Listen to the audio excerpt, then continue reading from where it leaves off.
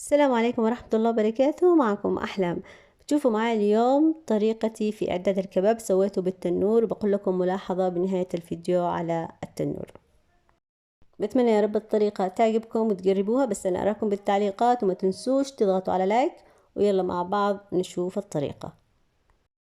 هنا في معايا لحمة مفرومة أخذناها من عند الجزار، فيها الخضرة، بس أنا هنا ما اكتفيت، زدت لها كمان بقدونس وثوم. هنا كمان أخذنا مع اللحمة المفرومة قطعة من الشحم أو الدهن. بحط اللحمة المفرومة مع قطعة الشحم أو الدهن في محضرة الطعام.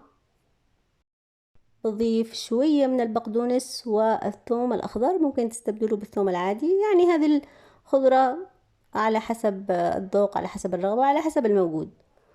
وبحط نص ملعقة من الفلفل الأسود، ونص ملعقة من الكمون، نص ملعقة طعم طبعا.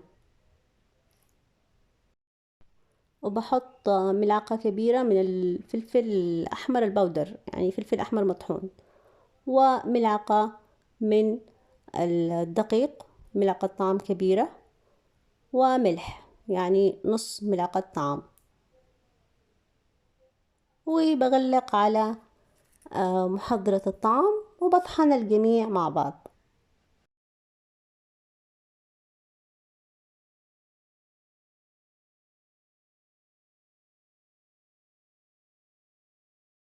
بطحن لين ما تمتزج كل هذه المكونات وينعم اللحم المفروم. كده خلاص أنا شفته كفاية، بيكون بهذا الشكل. وفي قطع من الشحم أو الدهن كده، يعني زي مطاطية كده ما افترمت، طبعا خلاص بتخلص منها.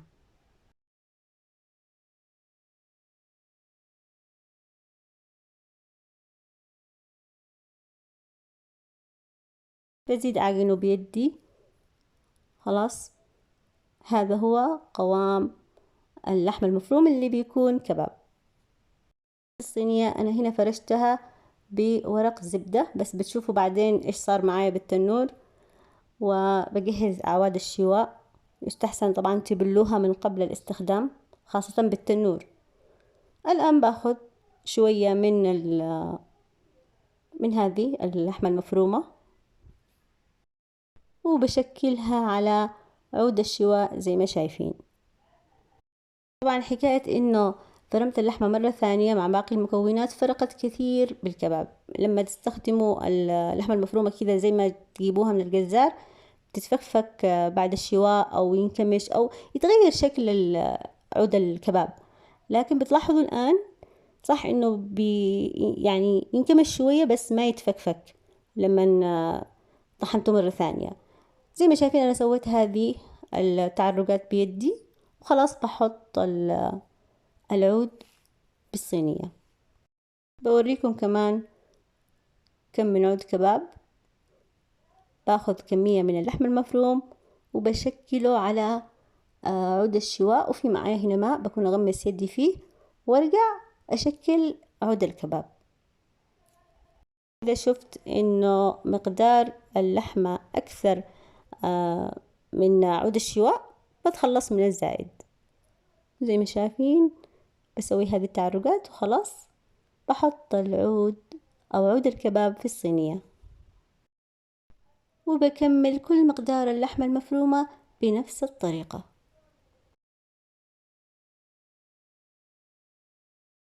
بعد كده بيكون في معايا جمرة خلاص قدها حمراء، بحطها بقصدير، وبعد كده بحط عليها شوية من الزيت وبغطي على طول الصينية، وبخلي صينية الكباب لين قبل وقت التقديم بدخلها التنور. شوفوا هنا معايا دخلت الصينية التنور. أنا في مشكلة عندي بالتنور، شوفوا هذه الأطراف بتطلع كده نار وتدخن، يعني دخنت بالجدار سودته، وأنا مش عارفة إيش، يعني اكتبوا لي في التعليقات إيش السبب. وخلاص بخليها أو بخلي أعود الكباب تنشوي، وبحضر هذه السلطة عبارة عن بصل وبقدونس بأي مقدار عندكم أو أي مقدار تحبوه.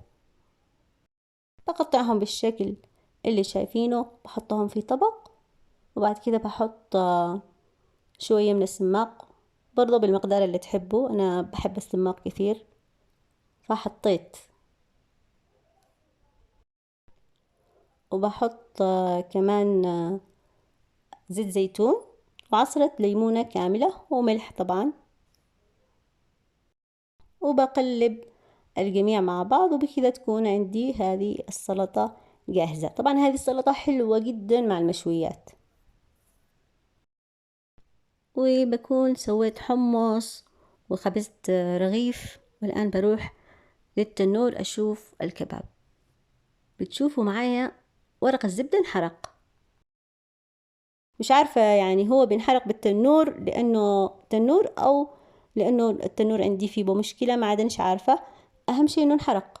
أنا قلت خلاص بستخدم ورق زبدة بدل ما يقولوا القصدير مش صحي، فلا تسووا ورق زبدة وانتم بتشوفوا في التنور، قدكم على القصدير أخرق.